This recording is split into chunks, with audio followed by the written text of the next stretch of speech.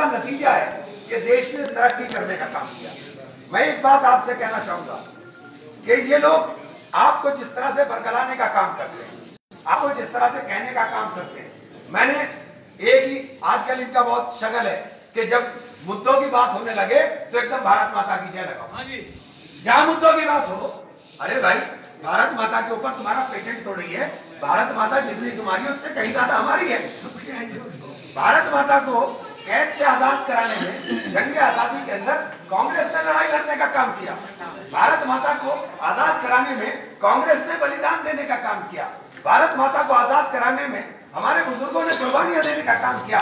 एक इस विचारधारा का आदमी बताओ जिसने भारत माता को आजाद कराने के अंदर योगदान देने का काम किया हो। तो सरदार पटेल का नाम लेकर के शोर मचान, सरदार पटेल की विरासत कांग्रेस के पास है, सरदार पटेल की विरासत इनके पास नहीं है। सरदार पटेल कांग्रेस के थे, कांग्रेस के सिपाही थे, कांग्रेस को चलाने का काम कर रहे थे। सरदार पटेल की विरासत हमारे पास है। और मैं जोर से एक नारा लगाऊंगा, भारत माता की, भारत माता की। जब ये भारत माता की जय लगाए तो इनसे 3 गुना आवाज में हमें जय लगानी है।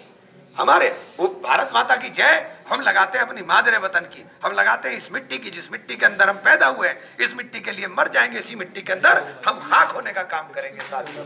ये हमारी मिट्टी है, ये हमारी सरजमीन है। और मैं एक बात बहुत आपको जोर से कहना चाहता हूं कि मैंने तमाम अपने जो भाई हैं, उन मदारिस के लोग हैं, उनसे कहा कि आप जोर से नारा लगाया करो भाई। आप क्यों नहीं नारा लगाते हुए? आप जोर से नारा लगाओ। और आपने मेरे कई भी फेसबुक पे देखे होंगे कि मैंने कई जगहों पर नारे भारत माता की जय के और हिंदुस्तान जिंदाबाद के नारे लगवा करके, क्योंकि आज अजीब सा माहौल बना दिया हमें। मतलब हमसे वो लोग वफादारी का सर्टिफिकेट मांगते हैं जिनके बारे में पूरा इतिहास भरा हुआ है कि इन्होंने माफिया मांगी अंग्रेजों से, वो हमसे वफादारी का सर्टिफिकेट मांग रहे। तो इसलिए हम कहना चाहते हैं कि हम आपके हैं, हर कीमत पर आपके हैं। यहाँ पर नफरत को किसी सूरत में आपको पनपने नहीं देना है। आपको मुद्दों की बात करनी है, किसान की बात हो, मजदूर की बात हो, नौजवान की बात हो, शिक्षा की बात हो।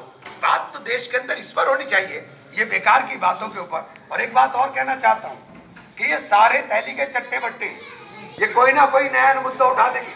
कल समाजवादी पार्टी के प्रोफेसर राम गोपाल जी का बयान पढ़ लीजिए, पढ़ लीजिए बयान। वो बयान भाजपा से हाथ मिलाकर दिया हुआ दिखाई दे रहा, वो बयान भाजपा की से हाथ मिला करके, क्योंकि वो मामला ठंडा पड़ रहा है, उसे फिर उठा लो। अरे भाई, देश की सुरक्षा के मामले पर राजनीति क्यों कर रहे हो यार? देश की सुरक्षा के मामले पर राजनीति नहीं की जानी चाहिए। सेना और सुरक्षा बल, ये सारे के सारे, इसमें किसान का बेटा है।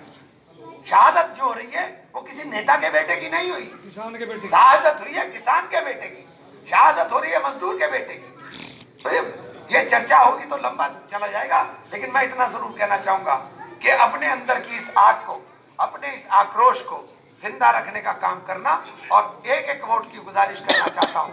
आप लोगों से हाथ उठा के समर्थन की अपील करूंगा। साथियों, मेरा साथ देंगे आप सब लोग ईमानदारी के साथ? साथ देंगे। बहुत बढ़िया, वेरी गुड, वेरी गुड, बहुत बढ़िया साहब, बहुत ही बेहतरीन।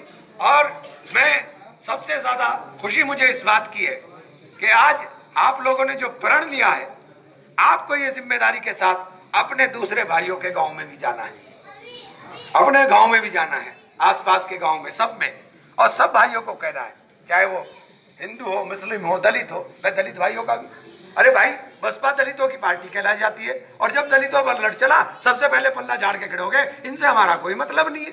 अरे भाई, तुम्हारा मतलब नहीं, हमारा मतलब है, चल हम कर लेंगे इनकी मदद।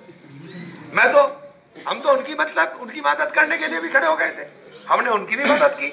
हमारा तो काम करना है।